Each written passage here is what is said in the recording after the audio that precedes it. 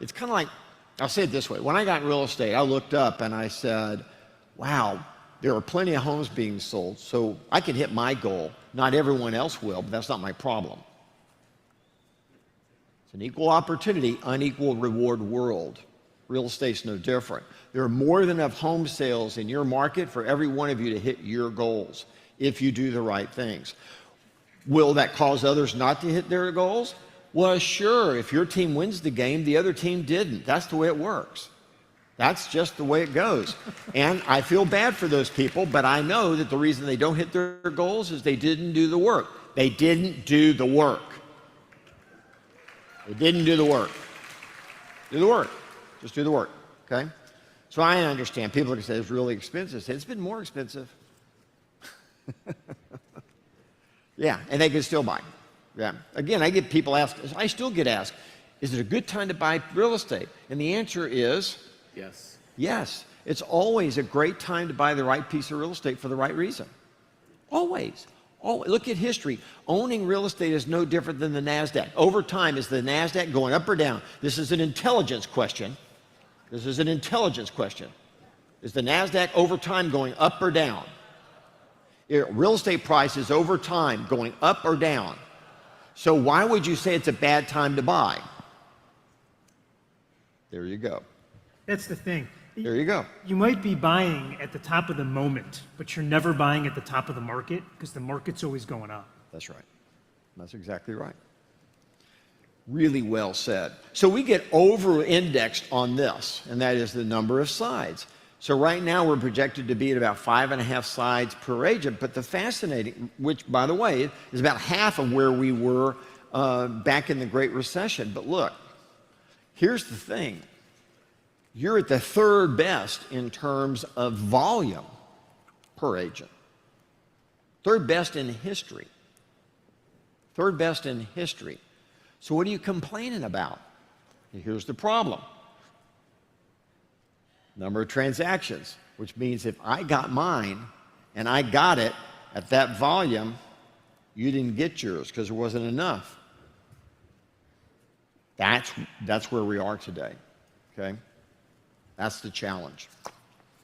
All right, so what's really fascinating about this is just a reminder, and we've put this slide up there before, that you have 86 million homeowners, and just be aware that 38% of them own their property outright, and 38% have at least 50% equity. Think about that, right? That's 65 million homeowners. Yeah, 76% of all homeowners have over 50% equity in their home, okay?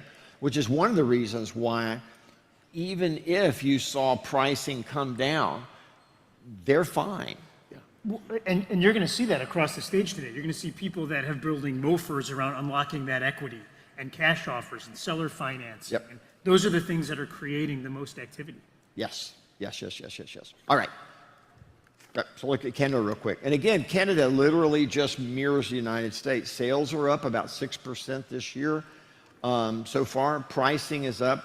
Home price is up about 3%. Inventory down. Here we go. Same kind of story, right? So we're going to give you 3 scenarios, right? Because you say, well, okay, that's all well and good, but honestly, Gary, just tell us what's going to happen, right? So we're going to give you 3 scenarios. And by the way, again, you already have these slides. You did it when you got the QR code, so you're good to go. So here's the first scenario. First scenario is unemployment is below 5%, and interest rates fall to 6%. What's going to happen is home sales are probably going to bump. That's a very likely scenario, by the way. Yeah, right now that's the scenario most consistent with projections in the marketplace. Yeah, which means that if you've been doing the work and you have the people in your database or you know, in your folders, if you will, that say when this happens, we'll jump, get ready to jump. Okay, this is most likely what would happen. Yeah. Now, That's basically a slow, bumpy decline in interest rates. Right? That's It's gonna what be the a lot of up government and would down. like. There's another scenario. Well, and the key to that scenario, by the way, is making sure that you've contacted every single buyer that you have in your database and finding out if they're rate sensitive, at what rate do they get off the fence and want to do business. We should always understand that. You need to have your list of people at 6 that jump, because if you don't, the rates come down and you get left behind. Well, again, if you don't do your contact and your lead gen throughout time, whether it's good or bad, and the market changes, you're always behind. The only way you can be ahead of change is if you stay in relationship. If you sit here and say, I won't do anything, oh, it's gotten really good, you're behind. Everyone who's already been talking and building up rapport and relationships and conversations and getting information and knowing where people are, they're so far ahead of you. They're all of a sudden, it's literally going to make their year, and you're going to look up and go, I got left out. You got left out because you didn't do the work. Yeah, you got to adjust your sails before the wind hits. Number two. So here's the second, and this would be what we'd call a normal recession. Notice the first one, we called it literally a no recession. This would be a normal recession, and that is unemployment bumps on up to 6, 7, or 8.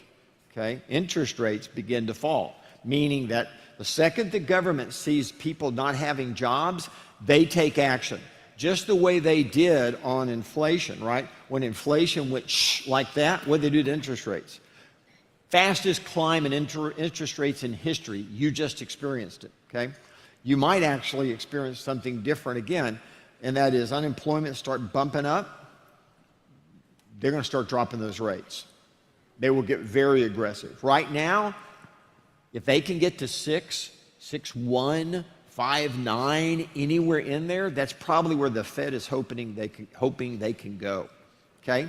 But home sales, by the way, they would jump dramatically in 2025, folks, okay? That's a really normal scenario. We always tend to lead the recession, right? So we're already in our recession. It would be very normal for then a recession to start in the economy. The Fed drops rates. We start to improve before the rest of the economy does, basically driving the economy out of the recession. We're a growth engine, and the Fed knows that. Last scenario, and that is we have a banking recession. And by the way, the commercial real estate industry might lead us into it. This is a wild card, Rosie, because you could literally see what's happening in the commercial real estate space. And if all of a sudden there's defaults, there's problems, the banks are heavily invested in lending on commercial real estate. So anything that disrupts the banking industry, and interestingly enough, we were talking about this, most recessions are tied in some way to the banking industry, aren't they? The money industry, if you will. Yeah, it's not atypical. And there's two big examples of this one, obviously, which were the Great Recession, which many of us experienced, and the savings and loan crisis in the late 80s. Yeah. So again, unemployment could get really tough, right? It could head on up there to 7, 8% or higher, right? By the way, I don't know that interest rates go to 3 or 4, but I do believe that they would be bumping around 5, 4.9. I think you would, because they don't have any other tool other than a couple of policies. The only thing they can do is say, here, take money. Here, give money back. That's what they do. But right? with the banking recession, they're not going to lend money even at those low rates, right? That's the problem, is they get super, super conservative about who gets a loan. Well, they'll lend the money, Jay. They just won't lend it to as many people, which is they'll get tighter on it because they're afraid you won't qualify and then you'll default again because you'll lose your job next week. Yeah. And so what actually happens, you're sitting there going, wow, well, if interest rates were 4%, you guys, wouldn't we just clean up? Not in 2025, you wouldn't. You might in 2026. You might in 2027. But you wouldn't clean up in next year. If that actually happened, we would actually be very stagnant. We're already at the bottom. I mean, you're experiencing probably as bad as it gets. So if you're feeling pretty good about yourself right now, congratulations, right? No, seriously. We just want to remind you again, method of purchase, right? Look at the number. 89% still use real estate agents. It's up. That's the key there. It's up. It's still going up. Yeah, it's the highest it's ever been since they've been tracking it. Through 2 decades of change, all of the internet, people who came in to try to step between us, we're still the #1 choice. And when people look ahead to these NAR changes, that's unlikely to change. That's Right. the thing. The graveyard is filled with people predicting the demise of the real estate agent. They've greatly underestimated all of you. Well, they underestimated that we bring value. A ton of value. Yeah. Okay, Jason, walk us through this real quick. Yeah, so we have changes coming. The NAR settlement required practice changes. These are going to be implemented in realtor MLSs and any non-realtor MLSs that opted into the settlement. According to NAR, the practice changes summarized below must take effect in realtor MLSs on August 17th. That's Coming up. next week, right? And these changes may take effect up to September 16th for non-realtor MLSs that have opted in. Until these dates, the way that business has been done in your market is the way that it continues to be done. We released this 60, 90 days ago. While the settlement is clear in what it says, please know that there are still many questions about how these changes are going to work in practice. MLSs are working through these changes, and they're going to be implemented, and what best practices will emerge still remain to be seen. Many opportunists, and you see this every day on social media, they're going to jump in and make quick conclusions and provide their opinions disguised as knowledge. Please be aware of that. It can be both legally dangerous and it's professionally irresponsible. Yeah, this lawsuit, thank you. This whole experience in our industry comes down to transparency. Yes, sir. What the DOJ wants, and they're going to get it, by the way, what they want is they want 100% transparency. And the way that they've gone about that is, number one, saying that if you're working with a buyer, you must get a buyer agency agreement signed that lays out how you're going to get paid. Okay? And not filling it out the day you turn in your DA. Well, here, go to the next slide so that you can see this while you're talking through it. Yeah. There you go. Well, I was just trying to lay it out. I want you to go through this. I'm just trying to lay out that all that's really happened is transparency. They want transparency. And secondly, they want the buyer to determine what commission their agent is paid. Those are the only two things they want. All the change, everything that's going on is to affect 100% transparency.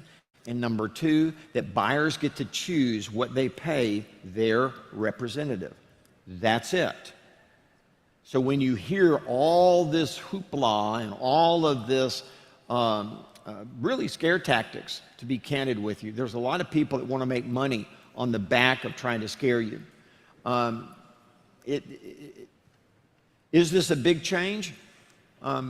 Yeah, it is a big change in that it's now transparent and the buyer has to decide what they're going to pay their agent. Yes, that's a big change, by the way. Does it affect how much you get paid? That's going to be up to you. The DOJ, that wasn't their issue. Their issue is there has to be transparency and the buyer has to decide what you're going to be paid if you represent them. That's what they want. Still a free market. It's still a free market. It's so simple when you put it that way. It is simple. I sit in the courtroom. It's actually that simple. Yep. Yeah, it is. Here's the truth of it. You must now use a buyer's representation agreement. And by the way, you guys have been on stage for many, many years extolling the virtues of that before showing a home. And that agreement must include these four things. Number one, you must disclose the amount or rate of compensation that you'll get. Number two, your compensation amount must be written into the agreement as a percentage or as a dollar amount. It can't be open-ended. You can't just say buyer broker compensation will be whatever the seller is willing to pay. You can't do that. Number three, you can't receive compensation for broker services from any source other than the amount or rate that you agreed to in the buyer representation agreement. And finally, you must include a conspicuous statement. What does conspicuous mean, Jay? Very obvious. Perfect. That the broker fees and commissions are not set by law and are fully negotiable.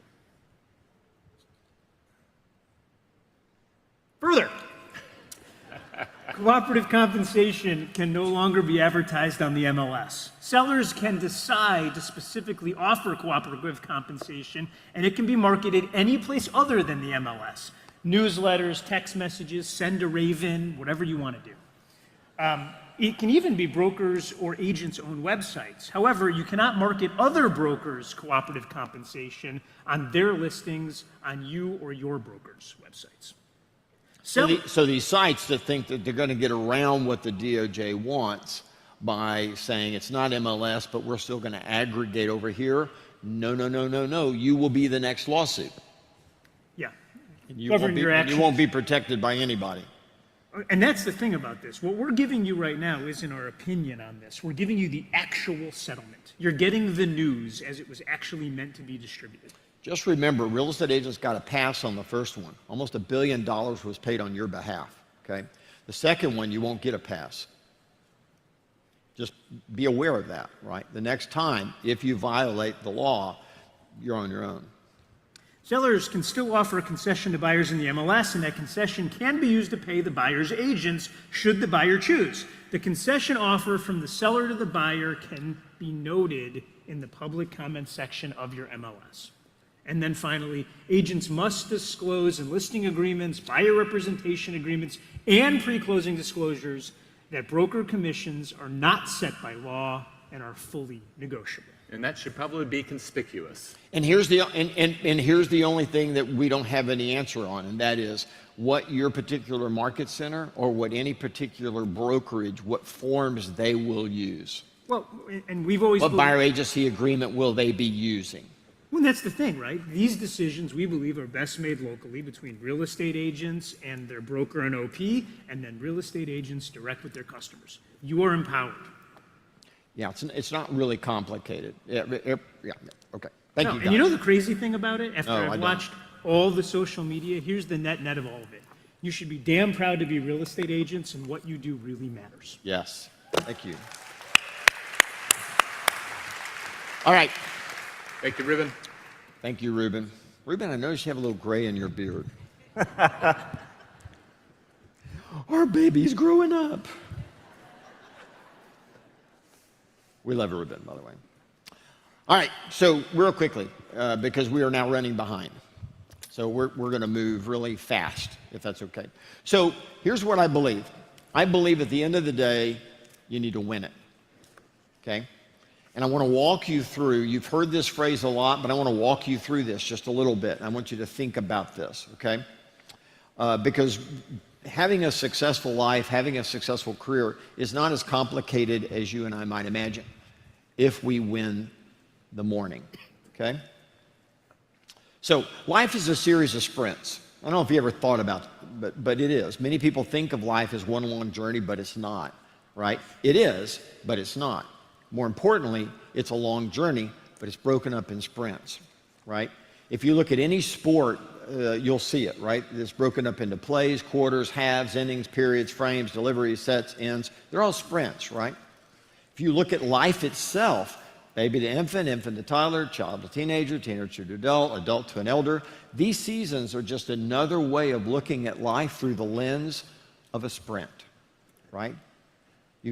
Does it make sense? Everything is a sprint, okay? You cannot just keep going. At some point, you will have to slow down and have a water break or put your feet up. You cannot just keep going. So once you understand that, you realize that the way you win in life is to break this long journey into whatever sprints you want and then win the sprint. Just win the sprint. A long and successful career is really just a group of successful sprints strung together over time. That's all it is.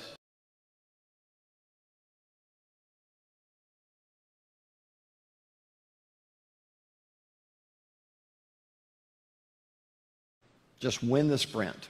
A long and successful career is really just a group of successful sprints strung together over time.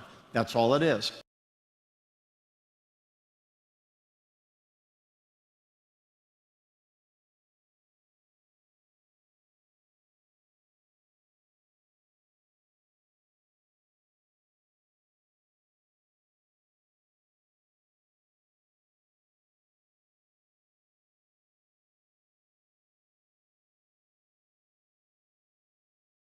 sprints you want, and then win the sprint.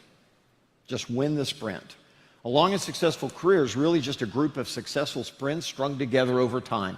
That's all it is.